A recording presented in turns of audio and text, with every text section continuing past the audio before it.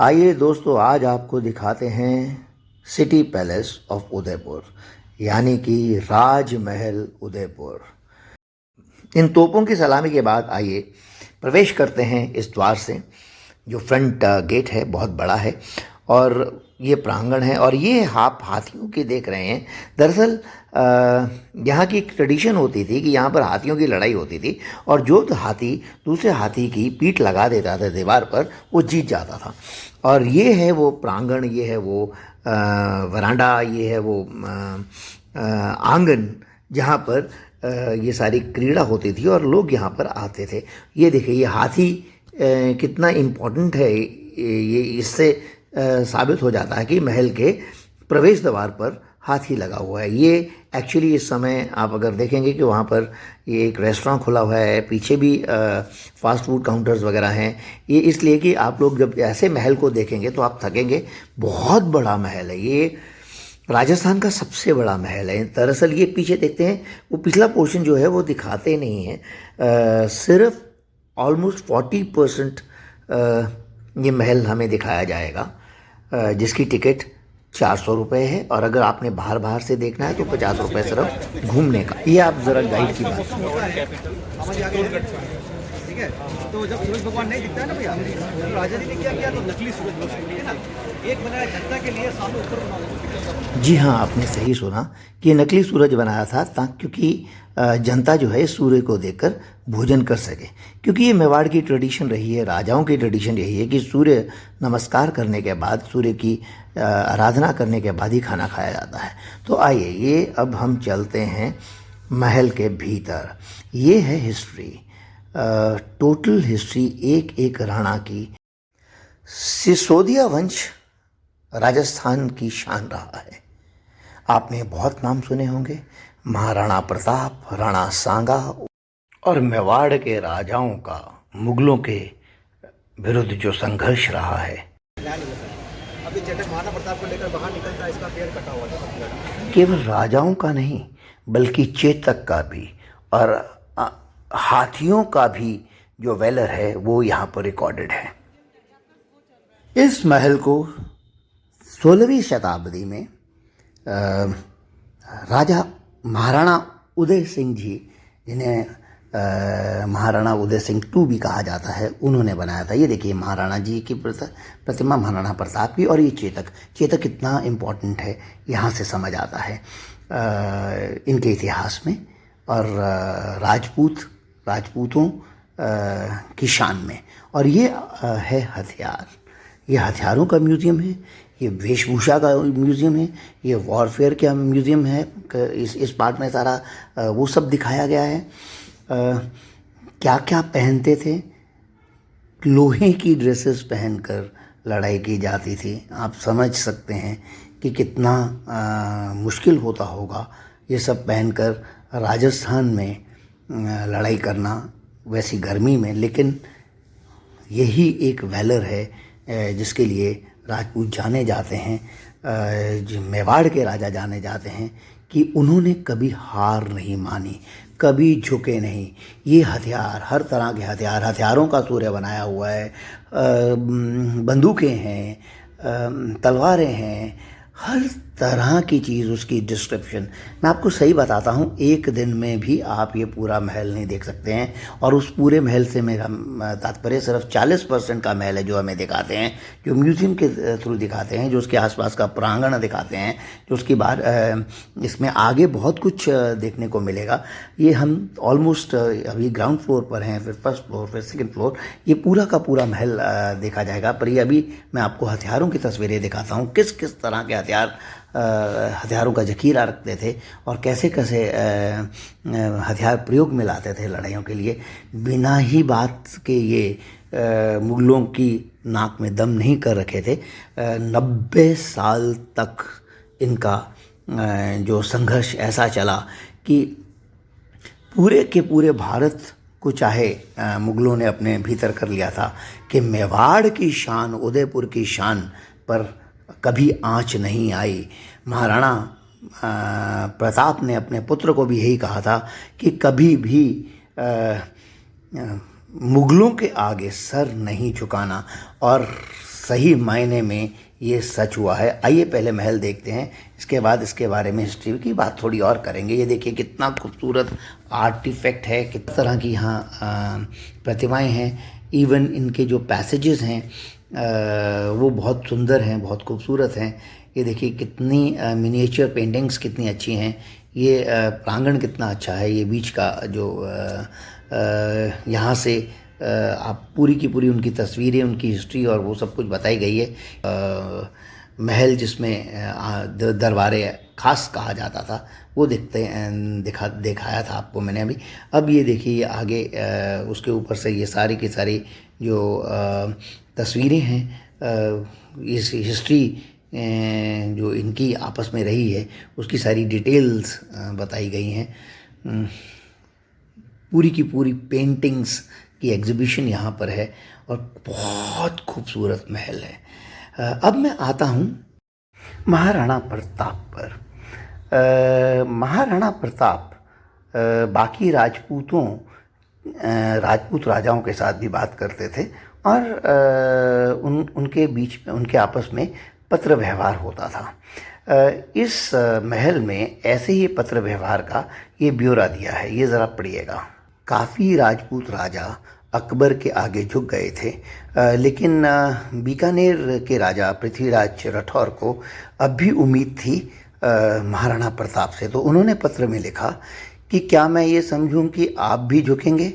तो उसके जवाब में महाराणा प्रताप ने कहा था कि घबराओ मत मेरे दोस्त, राणा का सर कभी नहीं झुकेगा और सूरज हमेशा पूरब से ही चढ़ेगा। अभी तुर्क जो हैं वो कभी भी राणा को झुका नहीं पाएंगे। और ये सच है क्योंकि उनके पुत्र अमर सिंह ने 17 बार मुगलों से युद्ध किया और उसके बाद भी जब सारा राजपूताना, सारा भारतवर्ष मुगलों के अंदर था, तब भी जहांगीर के बराबर खड़े होकर ये शर्त लगाकर कि ना मेवाड़ की कोई लड़की उनके घर जाएगी, ना मेवाड़ का राजा दरबारी बनेगा, सर झुकाएगा, इस शर्त पर अमर सिंह ने संधि की थी। इनमें से एक राणा ऐसे भी थे जो केवल भक्ति में लीन रहते थे और बड़ी ही सिंपल लिविंग वाले थे। ये देखिए कक्ष उनका है, एक बहुत ही साधारण ज़िंदगी जिए और कुटिया में रहे। तो ये बाद में उनके लिए ये अलग यादगार में ये एक कक्ष बनाया है। ऐसे ही ये अलग अलग पिलर्स हैं, हर पिलर पर अलग अलग पेंटिंग है, अलग अलग ढंग से हैं। ये रास्ते हैं, ये ऊपर फिर हम अब आते हैं, ये अब टॉप फ्लोर है। यहाँ से आप उदयपुर को देख सकते हैं, इन झरोकों से, इन जगहों से पूरा उदयपुर दिखता है। और ये ऊपर का पोर्शन बहुत खूबसूरत बना है और यहाँ से आप देखेंगे कि कलरफुल भी है। हाँ, नीचे कुछ मार्बल रिपेयर वर्क करने वाला है लगता है, लेकिन बाकी आप देखिए, ये देखिए कितना खूबसूरत व्यू नज़र आता है यहाँ से ऊपर से। पूरे वो पूरी की पूरी झील, उदयपुर की पिचोला झील जो है वो नज़र आती है। यहाँ से आपको ये नीचे प्रांगण दिखता है जहाँ से हम पहले ऊपर भी आए थे। ये बैक साइड वाला है इनफैक्ट।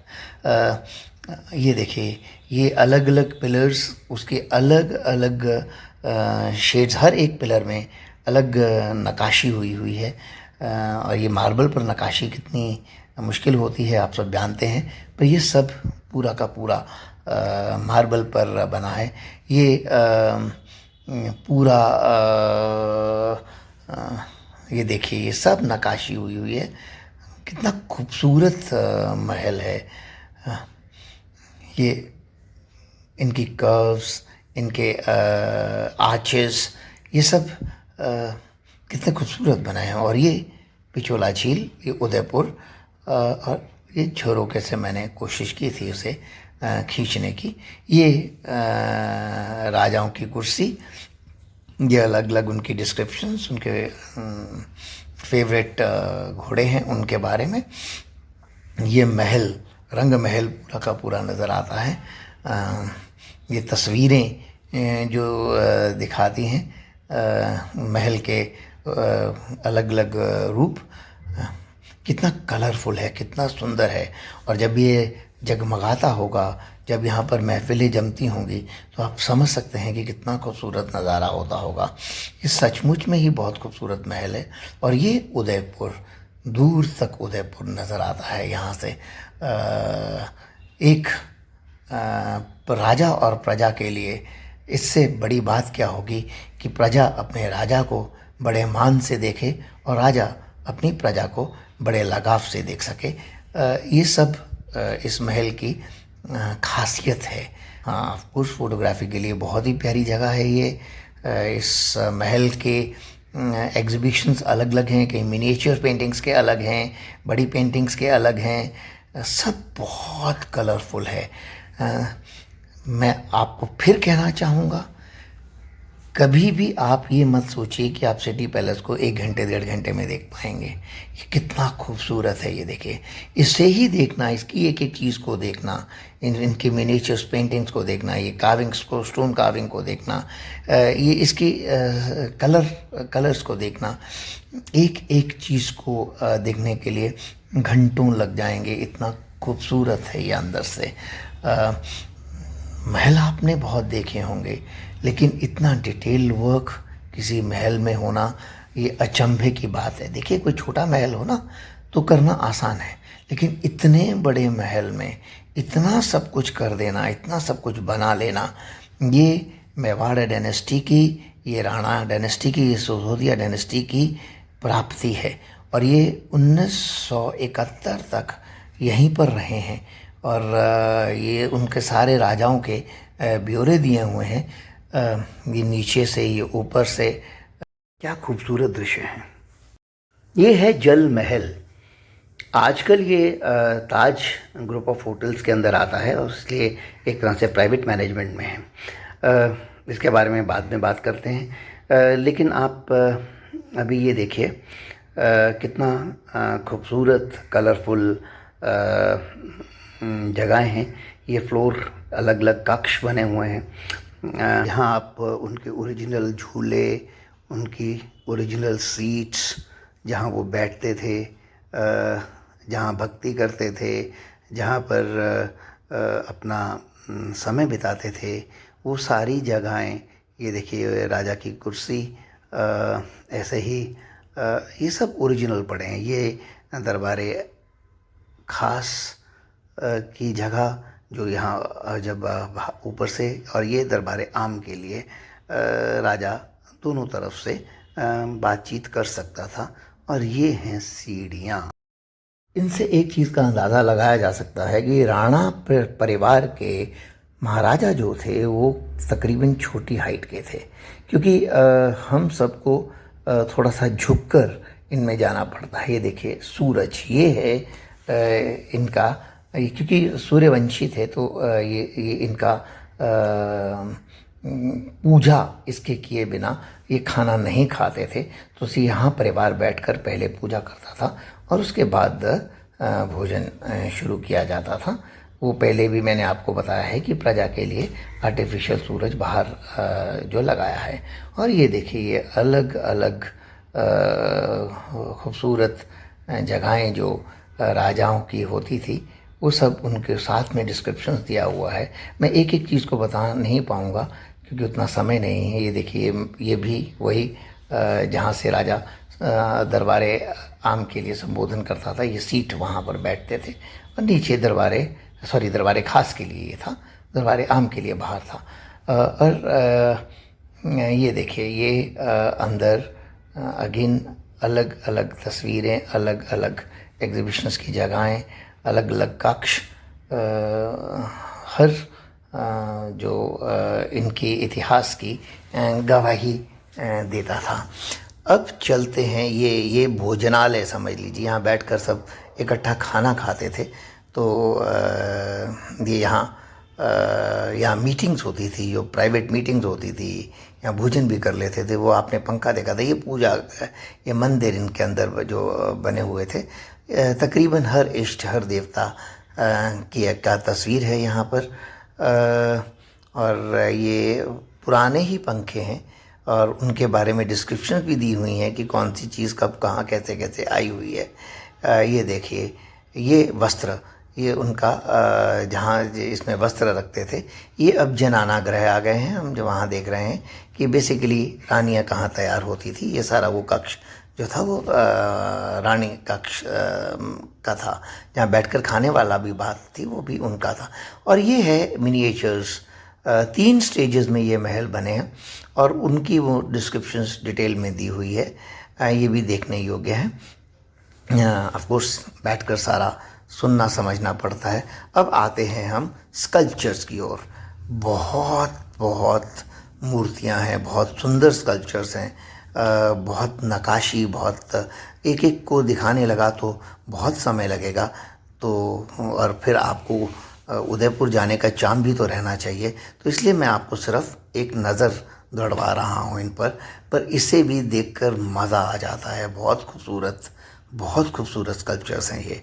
और ये देखिए, ये है, अब गीत संगीत की बारी आ जाती है। यहाँ पर हर तरह के जो संगीत के लिए इंस्ट्रूमेंट्स यूज़ किए जाते थे, वो सब फ्लूट से लेकर हारमोनियम तक, ढोलक से लेकर सितार तक, हर तरह का वो वहीं पर रखे हुए हैं। ये सब उनके ओरिजिनल जो वहाँ यूज़ होते थे। और ये कुछ स्पेशल जगहें हैं जहाँ पर अभी प्रवेश नहीं करने देते। और यहाँ से अब हम धीरे धीरे नीचे आ रहे हैं। ये देखिए, और ये अब हम चांदी के कक्ष में आए हैं। सोने का कक्ष नहीं हमें दिखाया गया, लेकिन ये चांदी का कक्ष है। ये बग्गी है और यहाँ पर सब चांदी के बर्तन पड़े हैं। बर्तन ही नहीं, चांदी के गहने, चांदी का बहुत कुछ यहाँ पर देखने को मिलता है। और ये देखिए, ये सारा का सारा जो है ये सिल्वर वेयर्स हैं यहाँ पर, और ये बहुत खूबसूरत सिल्वर वेयर्स हैं। अभी तक चमक बरकरार है। मुझे लगता है कि ये मेंटेन करते हैं। ऑब्वियसली उसके बिना तो इतने हज़ारों मतलब इतने सैकड़ों सालों की चमक तो बरकरार रखने के लिए। और ये इनको गिफ्ट्स आए हैं, या अलग अलग जो प्लेन्स बने हैं, चांदी के प्लेन्स हैं। ये देखिए कितने खूबसूरत। ये सब इनके सारा ब्यौरा दिया हुआ है कि कब कौन सी चीज़ कैसे मिली। ये चांदी की चेस्ट है।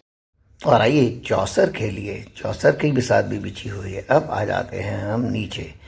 यहाँ से रास्ता जाता है जग मंदिर और जल महल का। और वो जो पीछे वाला महल जो नहीं दिखाया जाता है, वो पोर्शन आपने उधर देखा। ये है जग मंदिर। अगला व्लॉग जो होगा वो इस पर होगा, क्योंकि ये बहुत खूबसूरत है।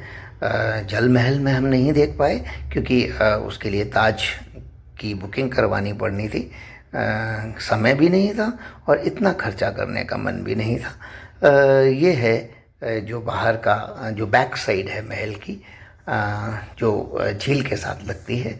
और ये उसका वो पिछला पोर्शन है जहाँ से हम अब पीछे को जाके जग मंदिर की ओर ये रास्ते के लिए निकलेंगे, क्योंकि वहाँ से हमने बोट लेनी है। ये वो पोर्शंस हैं जो हमें नहीं दिखाए गए हैं, लेकिन ये बहुत खूबसूरत नज़र आते हैं। पिचोला झील और राजमहल का ग्रैंडयोर। ये देखिए, ये महल की ऊंचाइयाँ, महल के पिलर, महल की खूबसूरती और ये झील। जगमंदिर से वापस आने के बाद रात हो चुकी थी और हम जब सिटी पैलेस वापस आए तो ये देखिए, ये नज़ारा देखिए कितना खूबसूरत है। ये महल चमकता है तो कितना खूबसूरत लगता है। मेवाड़ की शान, राणाओं की शान, उदयपुर राजमहल।